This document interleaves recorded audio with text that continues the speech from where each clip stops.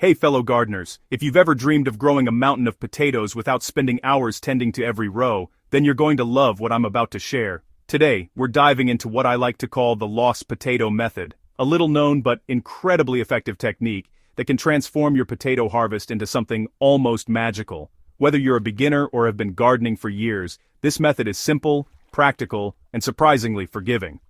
The lost potato method is exactly what it sounds like. You lose your potatoes in the soil and let nature do most of the work.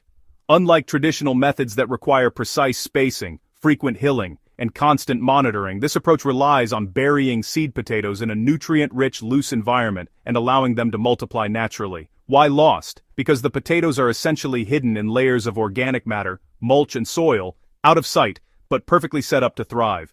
Over time, they sprout, send out runners, and form multiple tubers in a surprisingly compact area, often producing yields that seem almost impossible for the effort involved.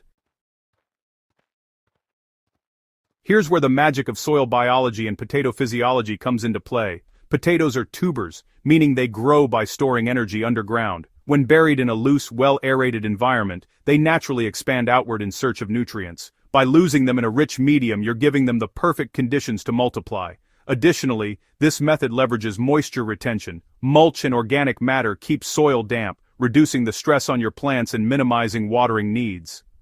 Soil warmth. Buried potatoes maintain a steady temperature, which encourages consistent growth. Microbial activity. Layers of compost or aged manure around the potatoes feed beneficial microbes that improve soil structure and nutrient availability. The result? Larger tubers, more tubers per plant, and minimal labor on your part. Not all potatoes are created equal. For the lost potato method, choose certified seed potatoes rather than supermarket spuds. Certified seeds are disease-free and give you a much higher chance of success.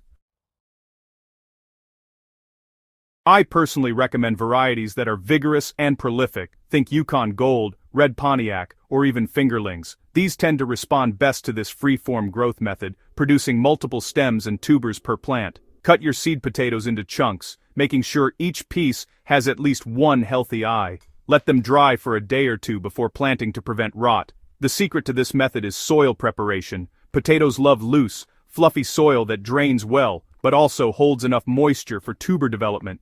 Here's what I do. I start with a patch of soil and loosen it about a foot deep. Then I mix in generous amounts of compost, aged manure, and even some shredded leaves. This creates a nutrient-rich, aerated environment that encourages potatoes to spread out and form multiple tubers. If you're using raised beds, even better, you can layer compost and straw in 6 to 12-inch thick layers to give the potatoes a bed that almost grows itself. No complicated rows, no exact spacing, just layers of goodness. Here's where the method gets really fun. Instead of neat rows, you create small mounds or holes about 8 to 12 inches apart, or hey, you can even scatter them randomly in a generous area. Place your potato chunks in these mounds and cover them with a 4 to 6 inch layer of compost or mulch. The key is not to bury them too deep initially. They need to find their way up and spread out. Over time, as the stems grow, you'll add more layers of compost or straw, slowly covering the plants while keeping the tubers protected underground. Think of it like tucking them in for a cozy underground sleep, hidden from sight but perfectly positioned to thrive. One of the most overlooked aspects of this method is progressive mulching. As the potato plants grow, I keep adding layers of straw, leaves, or compost around the stems. This does two things: protects the tubers from sunlight, which turns them green and toxic, and encourages the plant to produce more tubers along the buried stems, not just at the base. Essentially, you're creating a multi-level potato factory underground. The more layers, the more tubers. And the best part, this method drastically reduces weeding since the mulch keeps weeds suppressed naturally. Here's the beauty. With the lost potato method, potatoes need less constant attention than conventional planting. The mulch retains moisture, so frequent watering isn't necessary unless you're in a very dry climate. I usually check soil moisture once a week and water lightly if the top layer feels dry. Overwatering is a bigger risk than underwatering with this method, as potatoes don't like soggy soil. Occasionally, I also sprinkle a little compost tea or organic fertilizer around the plants to give them an extra boost, but it's not essential. The method thrives on natural soil fertility. Here's the part that makes you grin every time. You don't have to dig up your potatoes immediately. With this method, you can either harvest selectively, gently lifting the mulch to take what you need, leaving the rest to continue growing. Wait until the foliage dies back naturally in late summer or early fall, then harvest your full bounty in one go. Because the potatoes are hidden and protected, they tend to be larger, cleaner, and almost entirely pest-free. And thanks to the layering system, you often end up with multiple harvests from the same patch if you leave a few tubers in place to sprout again. You might be wondering, all this sounds nice, but is it really easier than regular planting? Absolutely. Traditional potato gardening can be backbreaking, hilling, digging, fertilizing, and monitoring constantly.